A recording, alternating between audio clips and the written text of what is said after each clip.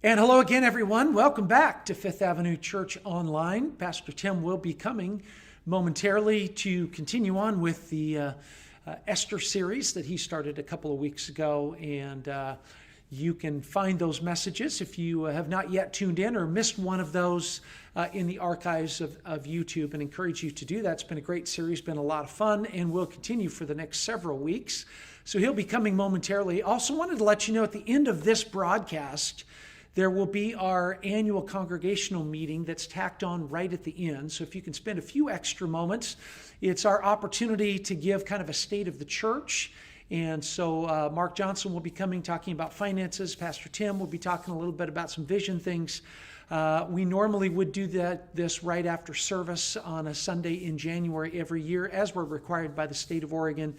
But of course, along with everything else, we've got to be virtual this year.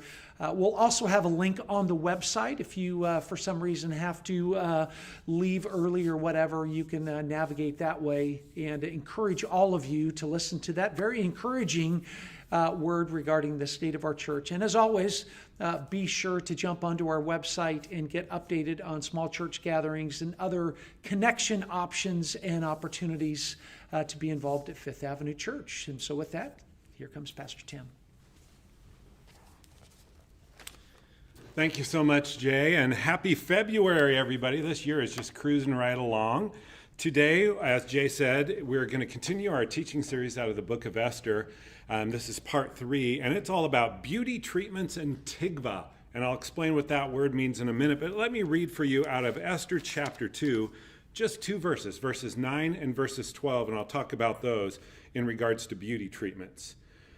Verse 9 says this: "The girl, Esther, pleased him, who was King Xerxes, and won his favor. Immediately he provided her with her beauty treatments and special food. He assigned to her 7 maids selected from the king's palace and moved her and her maids into the best place in the harem."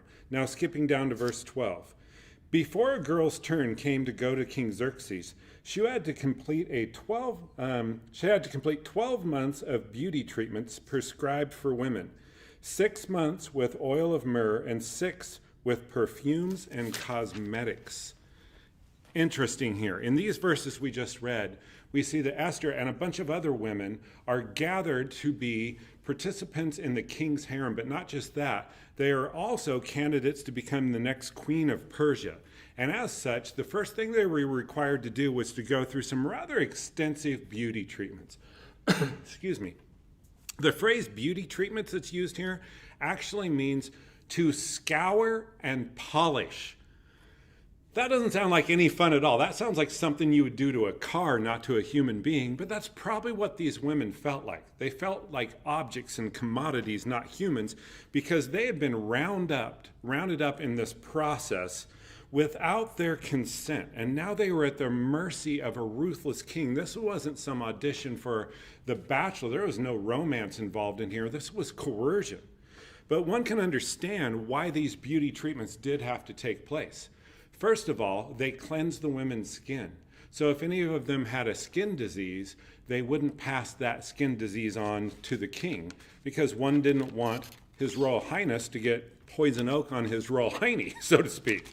And secondly, bathing wasn't a common practice back then. There was no indoor plumbing. But people would definitely want to wash off before an important engagement like meeting the king for the first time. But let's examine this topic, this very important topic, I believe, of beauty that is brought up in the book of Esther, because there's a few things I want to mention about it. First of all, if you're taking notes, write this down. Beauty is important. Sometimes when we think of beauty, we think of vanity, and I get that, but we shouldn't, because beauty is actually something that's very important in our lives. For example, let's say you walk into a very average building, like a store in a strip mall or maybe a big box store. When you walk into stores like that, into buildings like that, you don't get filled with a sense of wonder and awe, do you? You don't walk out of those buildings thinking, man, my life has been kind of rough lately, but you know what? The beauty of this building has made me feel like maybe I can get through this. Maybe I can make it. No, you don't get that feeling walking out of a building like that, because those kind of buildings are sterile. They have no soul. But if you walk into a beautiful chapel, or a very charming historic building or house, or into a beautiful garden outside of a house, you think completely differently. The beauty of that place somehow inspires hope in you. Even though things might not be going well in your life, you feel like there's a possibility they will after walking out of someplace so beautiful. No wonder Dostoevsky famously said these words that I'll pop up on the screen: beauty will save the world. I'm sure he wasn't standing inside a store in a strip mall when he thought beauty in nature, even beauty in architecture, is so important to us as human beings because it reminds us that good is possible. That's why beauty is important. It reminds us that good is possible in our lives. Second thing I want to say about beauty is this: beauty involves resurrection. Now, when you hear that word resurrection, you probably think about Easter, and that's fine. That's a great example of resurrection. But there are examples of resurrection, death and resurrection happening all around us every day of our lives. Think about a seed. You put it in the ground. What happens? It dies. And then it is raised up. It is resurrected. It rises up into new life as a flower or a plant. Or think about your food. It dies, and then you eat it. You don't eat live food. Whether that food is plant-based or animal-based, it dies, and you eat it, and that death actually goes into your body and becomes life. It becomes the energy of life in your body. And then, of course, there are our very own lives. We collide into Jesus, and we experience a resurrection of sorts right off the bat, before our final resurrection when we go to the grave. 2 Corinthians 5:17 describes it like this: therefore, if anyone is in Christ, they are a brand new creation. The old has gone and the new has come. So when we start a relationship with Jesus, our old life dies. That old life, that way of living that centered around our own selfishness and greed and pleasure, and a new self emerges, a new creation.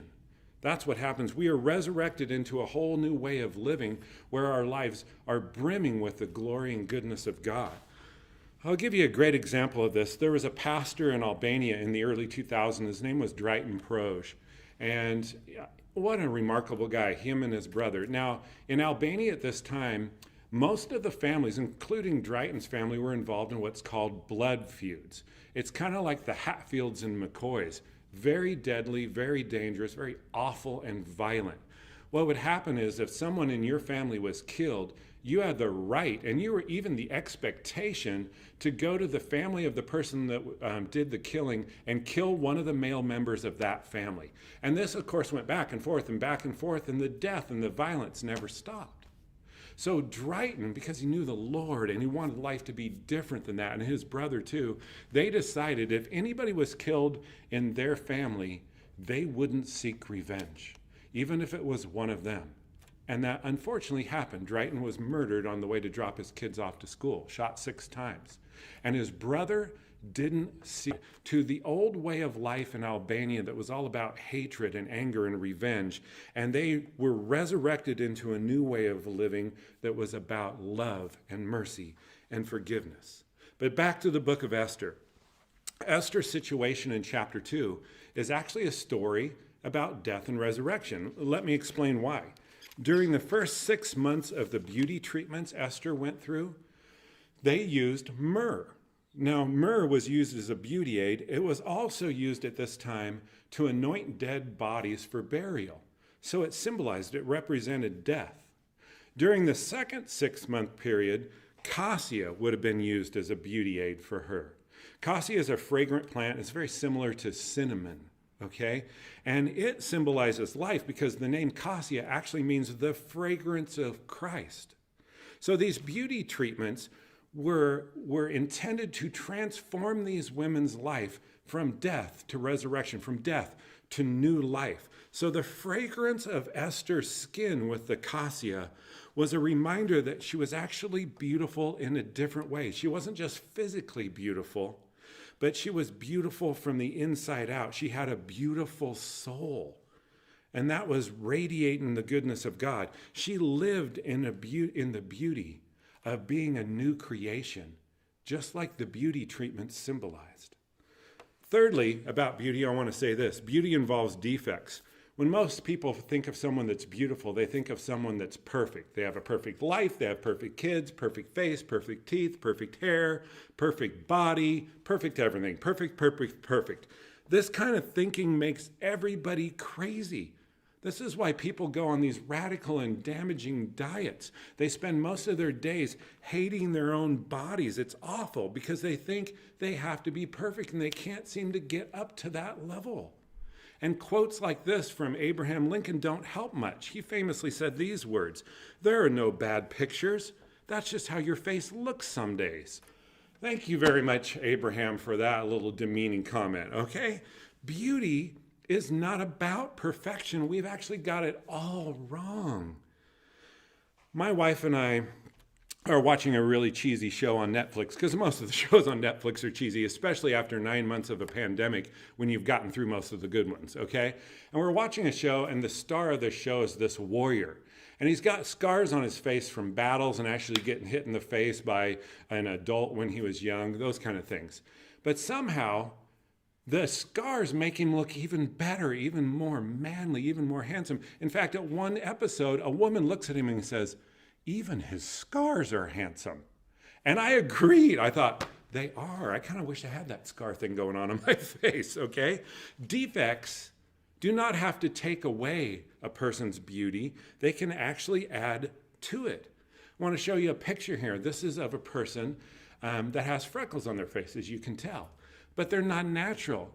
They were tattooed on their face, which is a growing trend with people right now, getting freckle tattoos. Freckles, something that used to be thought of as a defect, are now not a deterrent from beauty. They add to a person's beauty. Think about it. In your life, who are the most beautiful people you know? Not just physically beautiful, but holistic beautiful. Their beauty in body and soul and spirit. I'll tell you who they are. They're the people that have gone through heartache and loss and wounds and betrayal. The process made them better, not bitter. It made them more opened up, not more confined and closed down. They radiate a beauty that only comes from the softness of suffering. Their scars actually become a big part of their beauty, whether those scars are emotional or physical. So much beautiful art, so much beautiful music is birthed out of ache. So many beautiful organizations like Alcoholics Anonymous or cancer support groups are also birthed out of ache. And beautiful people don't just happen. Their beauty is birthed out of ache. It's interesting in the Talmud, which is an ancient Jewish commentary, it states that Esther had a greenish complexion. Greenish. That just sounds straight up nasty, doesn't it? Have you ever seen a person that was green with seasickness that you thought, well, there's a true hottie? No, of course not, because green isn't a good look. So what made Esther beautiful probably wasn't her skin, it was other things. First of all, she had a beautiful soul, like I'd mentioned earlier. But secondly, she was beautiful because she had defects. She obviously had physical defects with her complexion, but she had life defects too. She didn't live a charmed life. She was an orphan. She was an exile living in a foreign land. She was being forced into living in a harem of a ruthless king. She was a woman living in a man's world during this culture and time. Her defects, though, didn't take away from her beauty. They added to it. Like Esther, our bodies and our lives have all kinds of defects. That's okay. That's just living in the human condition. But just know this, your defects can actually add to your beauty. God is amazing at using our defects to beautify us. And lastly, I want to say this, beauty involves action. This last few years on planet Earth, not just this last year, but the last few years, we have just been offered up all kinds of ugliness. The ugliness of disease, the ugliness of death, the ugliness of tragedy, the ugliness of war, the ugliness of people becoming the worst versions of themselves. Ugliness is everywhere. But we've also been offered up amazing beauty in the last few years. I'll give you some example. On YouTube, I think it was about 6 months or a year ago, it might have been just before the pandemic, a high school school student, a female high school student, did an art project where she filmed people. And as she was filming them, she told them the purpose of her art project. She goes, I'm taking pictures and I'm filming things that I think are beautiful, and I think you are beautiful. She would say that to the other students she was filming, and their responses were amazing. They're amazing. As soon as they found out that she thought they were beautiful, they just radiated. They just glowed. Some of them didn't believe it, but most of them were just like so grateful. It was such an amazing project to watch. You can watch it on YouTube. Second thing, during the pandemic, catch this, a Barcelona opera house put on a concert for 2,292 houseplants. I'm going to put a picture of it up on the screen. Look at this. There's houseplants seated where people used to be seated on all the different levels. And they did this brilliant opera, this brilliant performance. But here's the beautiful part. Then they donated all 2,292 houseplants to healthcare workers in Barcelona and in the other areas of Spain. What a beautiful thing to do in a pandemic. And then here's one of my favorites. A few years ago, a high school senior named Newsome Green had a brutal year. You think you've had a hard year? Oh my gosh. His dad had a heart attack and needed a heart transplant. His mom got in a car wreck which impaired her vision. Both of them lost their jobs. He was going to a private Catholic school and doing really well at the time. And now he couldn't afford to go to that. And he was going to have to quit. That is, until a group of people pooled their meager resources together and somehow managed to come up with enough tuition money at this private school to pay for him for the rest of his high school tenure, which was right around $30,000. And here's the beautiful part. The people that did this were actually members of a book club in a nearby Soledad State Prison. They were inmates. Inmates in that prison at that time made an average of between 8 cents an hour and $1 an hour at the top level. And yet, with only a small grant from a private industry, they pooled almost all of the money themselves by saving up these meager wages and giving them to the student because they wanted him to do well. And he's now actually in art college and doing really, really well. Beautiful people doing beautiful things. And notice that I said they were beautiful, and I've never seen any of the faces of the people that did these things. Not a one. So how can I call them beautiful?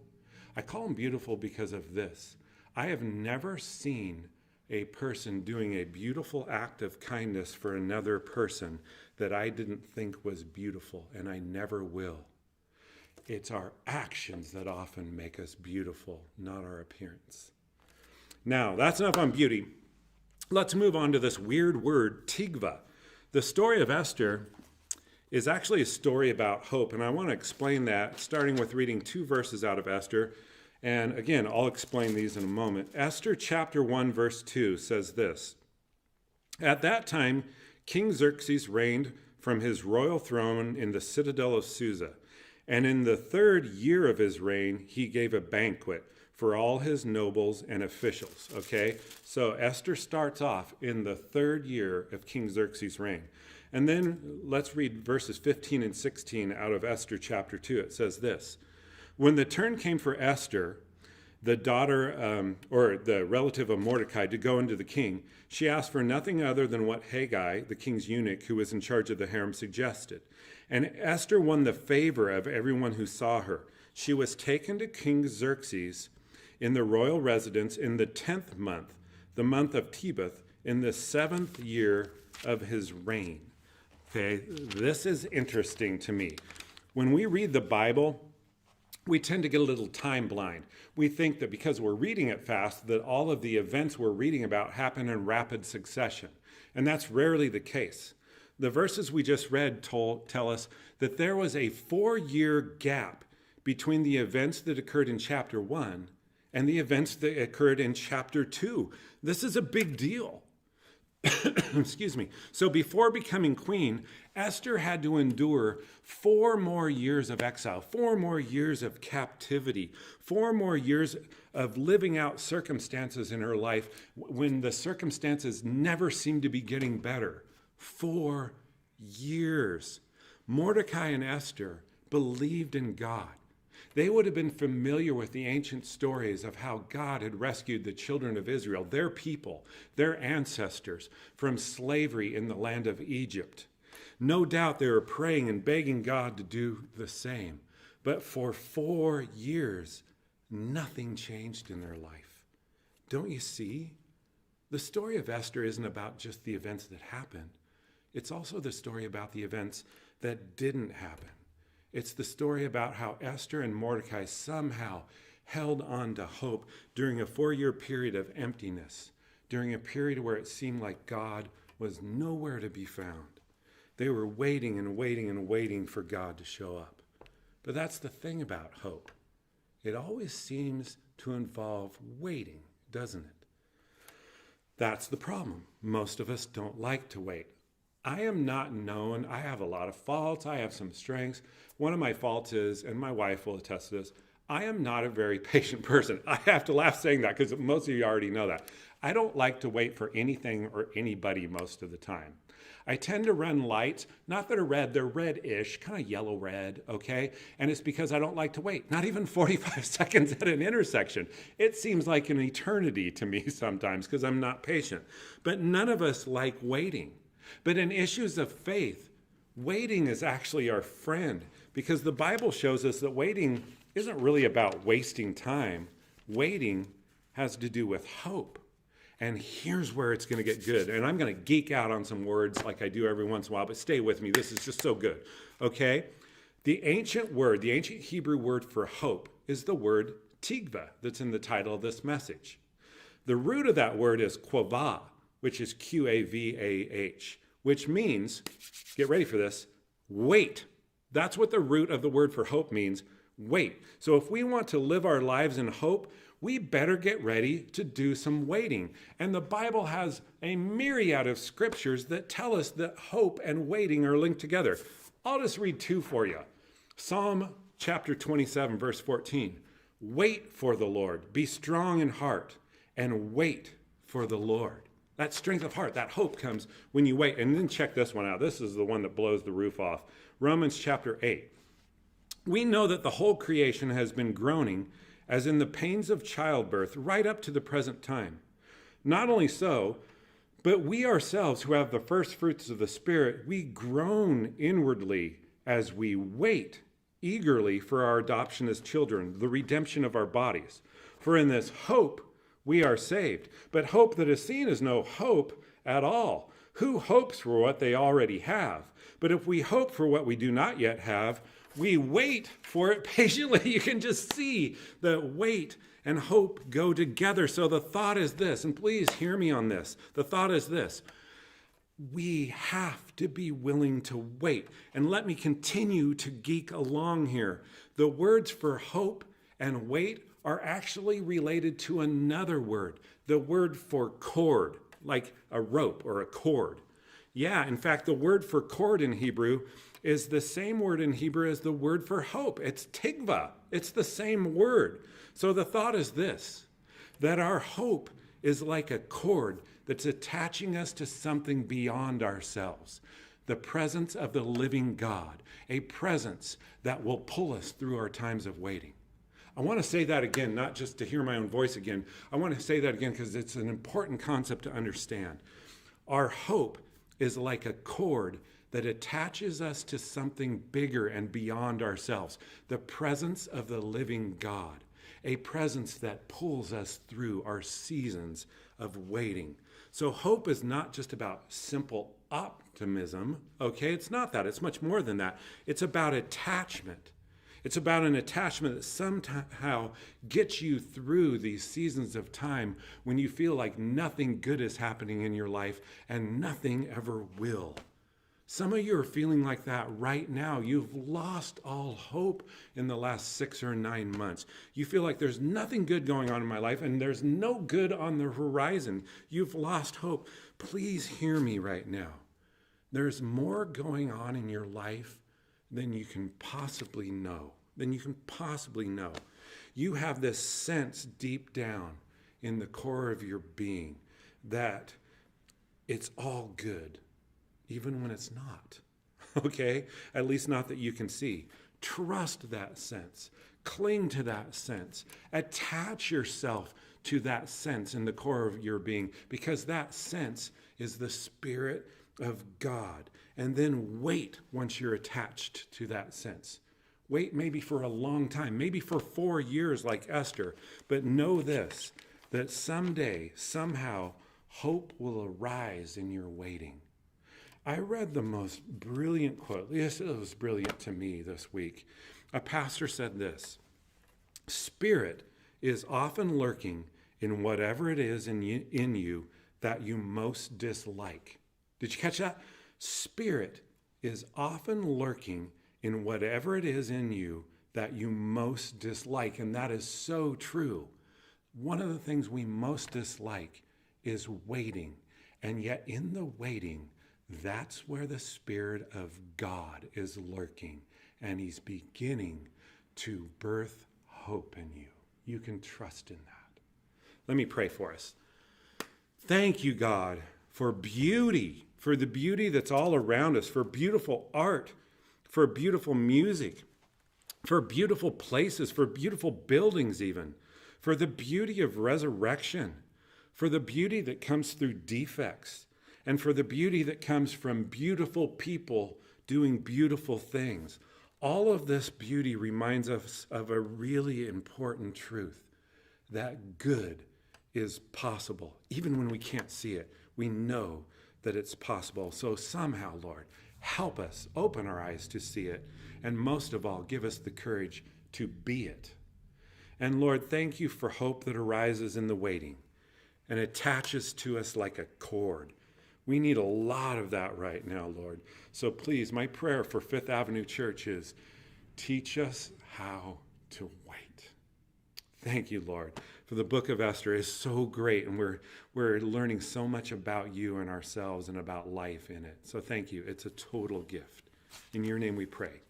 Everyone said, amen. Thank you so much for part 3, for being with me in part 3 of Esther. We'll do part 4 next week. But please stay tuned for our State of the Church address. I think you'll find it very informative and actually very encouraging. God bless you. Have a great week.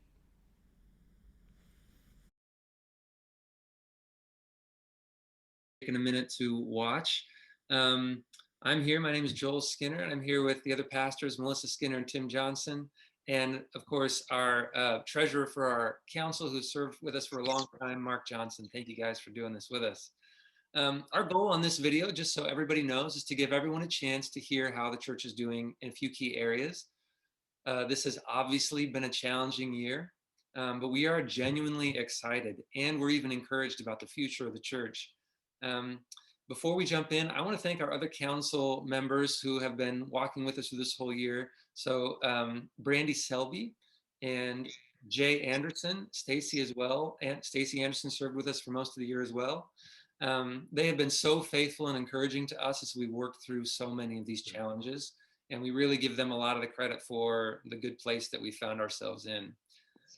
As many of you will remember, last year we voted to step out of Foursquare denomination and become an independent church.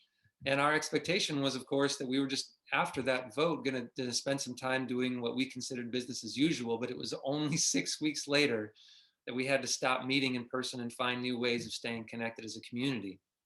So in spite of all of this and everything we've gone through, we are thankful for the opportunities that we've had to minister to each other and to serve this community.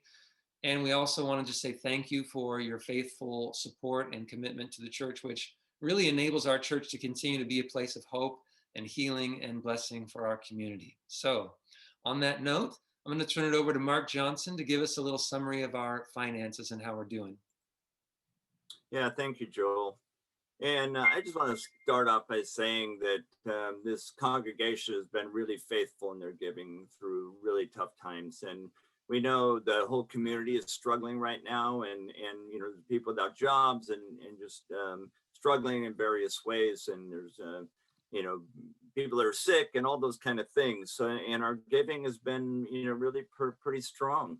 We're roughly 75% of what we gave in 2019 for 2020. And that's really good because our expenses are right around 65%.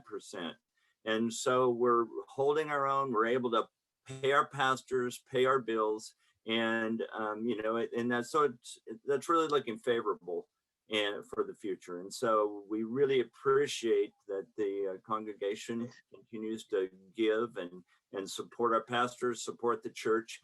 And, financially, we're in good shape. We've got money in the bank, and, we haven't been paying building payments because, we haven't been able to use the buildings. We're able to get out of it, but there are going to be expenses for buildings eventually. And so, we're hoping maybe summer or whatever, we will have a building, and we've got the finances to help us get there. And that's really important because you can't move. Moving isn't free. So we really do have to have some money on hand to be able to move, get furniture or whatever we need to do to be able to move again. So and another thing is we have to have 3 months of budget in the bank by board policy or council policy, and we have that and more. So we're really in good shape financially.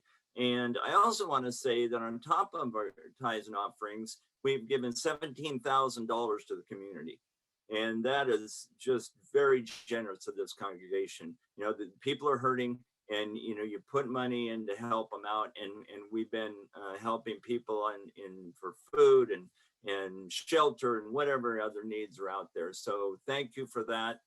Financially, we're in good shape. I encourage you to keep giving, and one day soon we'll be able to meet together again. Thanks. And I think I'm going to turn it over to Tim. Yeah, thank you so much for that report, Mark. Appreciate your work on that. And thank you, everybody, for just being a part of this faith community. It's such a privilege to be a pastor of this church, and I am so excited about the future of the church. In ways we don't even recognize right now, church is going to change. We're not going back to normal. We're actually launching into the new, and that always excites me as a pastor. I'm looking forward to meeting new people and doing ministry in new ways and seeing what new things God's going to do in our lives. For the practical purposes, right now, in the immediate future, we're going to continue with our online worship and messages, which you can see on our website. I'm going through the book of Esther and Ruth right now, some remarkable women of faith, and learning from them. And then in the extended future, the first thing we want to do when the weather improves is have some more of our safe, socially distanced outdoor gatherings. And I just love those, both in the small group setting and in the large group setting, as we're able to do that. Long term, as soon as the vaccines roll out and immunity happens, we are definitely wanting to meet face to face again. Online ministry is good, and it's what we've got right now, and we're giving our heart and soul to it. But we can't wait to meet face to face again. There's nothing like in-person gathering. Where we're going to do that, we're not sure yet. We're open to a bunch of possibilities. We've had several churches offer us sharing space with them, so we're looking into that possibility just on a temporary basis. But ultimately, the plan is to get another building, to lease or rent another building somewhere at some time. We're looking at all different areas, trying to find the best deal. A lot of businesses have left commercial buildings, and so we get to reap the benefits of probably a little downturn in the prices of those buildings. So we're excited about that. Storyline, the church that also sublet from us, wants to go with us. They just love us. And so hopefully when we get a building lease, they want to be a part of that, and that'll help us with some of the expenses there. We're also looking at changing our name eventually, not right off the bat, because that would be confusing, but in the future, we're going to change our name because we won't be meeting at Fifth Avenue anymore. Go ahead, email me, send me your name suggestion, because it's incredibly hard to come up with a new name of a church that doesn't sound like a cult or something completely cheesy. So, but we're really looking forward to the future. It's not something we're looking forward to with dread, but with eager anticipation. So there's my little report on that, and I'd be happy to or answer any of your personal questions if you want to email me at my church address, which is tim@fifthavenuechurch.com. All right, Joel and Melissa. Yes, I'm Melissa, and Tim and Joel and I have been working together mostly throughout this whole year as a pastoral team, and it's been a lot of fun. One of my emphases is the focus on bridge building.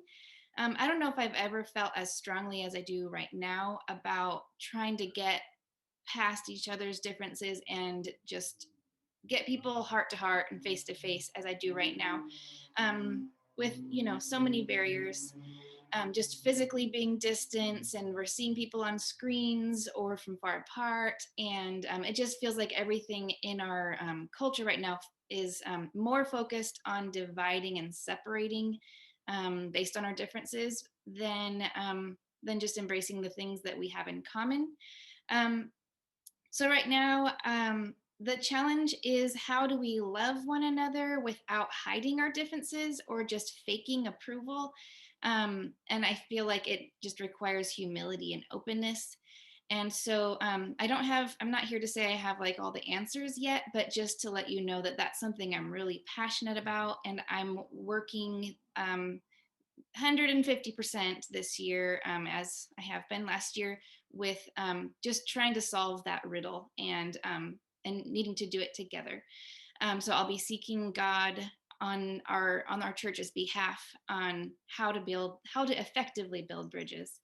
And I know it can be scary and we might mess up, and we're all working with blind spots, but we just can't not try. So we are just looking for those, or I like to focus on finding those spots within each of us that are holding us back from each other, and asking God to help us heal in those areas and intentionally take steps toward each other, even when it's kind of hard and awkward.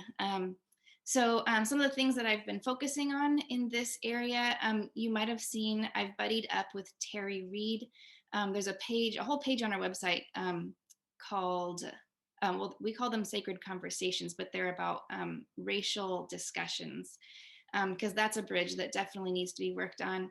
I see also just having political differences and theological differences. We have a pretty open table at our church where we're trying to make space for everybody, but that's where we step on people's toes because we're not requiring you to be the same as everybody else. So that means we're going to get our feelings hurt and everything. So that's what I'm really looking into right now. Like, how do we be a team without being, monolithic, all the same?